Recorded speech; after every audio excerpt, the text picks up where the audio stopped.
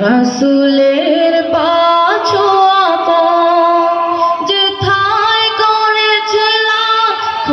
সাহাবী দিন কায়েমের শপথ দু চোখে ভাসে মোর কাবার গিলাফ রাসূলের পাছো যেথায় করেছিলাম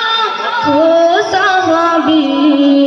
দিন কায়েমের শপথ